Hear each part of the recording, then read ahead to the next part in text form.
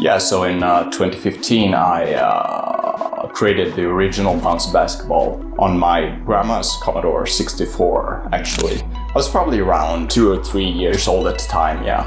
How many downloads? Ooh. I don't really care about numbers. They're not super important to me. 10 million. I don't consider myself a genius. Just a regular guy that has genius ideas. So hear me out. You have Bouncy Basketball, right? Now get ready. 2. But what about the old Bouncy Basketball 2, you ask? Well, I'm reusing some of the code, but I've scrapped that project, and this time around I'm mostly going to stick to the same mechanics as the first game, with a few minor additions here and there. So I've spent about a week so far working on the game, putting together the character and creating the animations. The main thing that differs from the first game is obviously the art style. I was just so tired of pixel art, so I wanted to try something new. Plus, my wife is actually the one making the art, and the good thing is I don't have to pay her, because those are the rules of being married. I've also recreated most of the character controller from the first game. You press and hold a single button to jump. Release it to shoot, and you automatically pick up the ball when you're close to it. Now, my plan is to release a beta version with the minimum amount of features needed to play an exhibition game. Then go back to do 1 or 2 updates for Blaze of Destron, which is the main project that I'm working on, before coming back to finish up and release Bouncy Basketball 2 into early access sometime in April.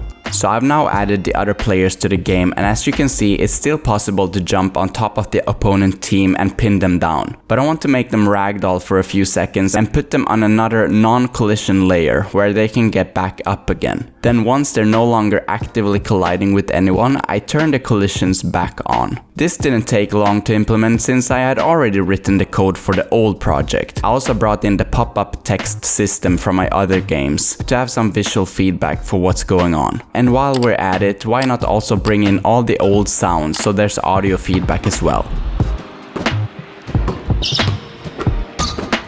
Alright, so this all looks and sounds pretty decent, but I won't know whether or not it's fun until there's an actual opponent AI to play against. So here's how I imagine it. Since there's really only one action that you can trigger with the character controller, I'll simply make the AI send its players that input at random intervals. Everything else is taken care of by the character controller itself. It automatically moves towards the ball when jumping, attempts a steal when the arms are moving either up or down, and attempts a block when the character has its arms above the head. The only thing I'll do though is to fire off an event when someone is about to shoot, so that the opponent AI can decide whether or not it wants to react with a block. Again, just completely random for now.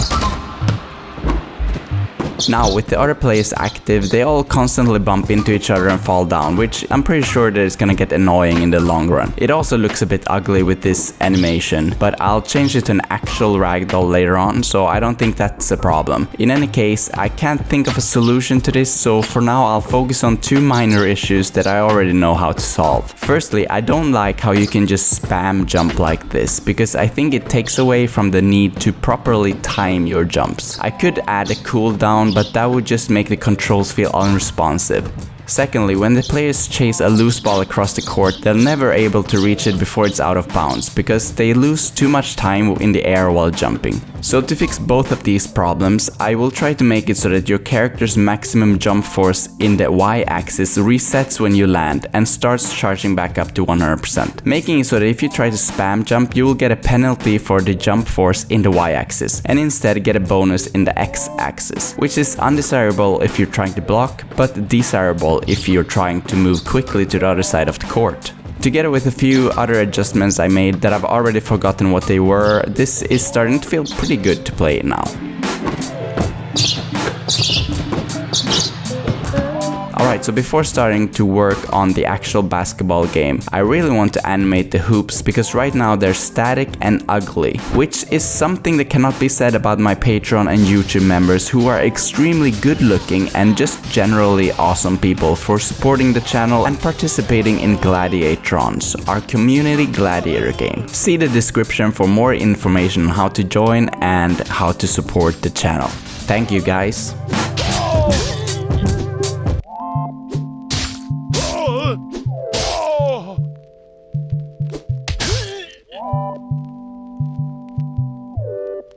I will probably improve the net animations in the future because there's something about them that doesn't look quite right.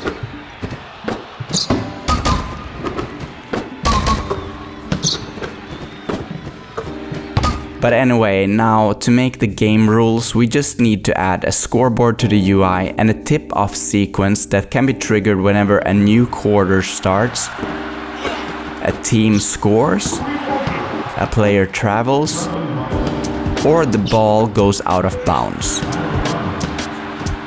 And of course, we can't forget about buzzer beaters and quarter stats.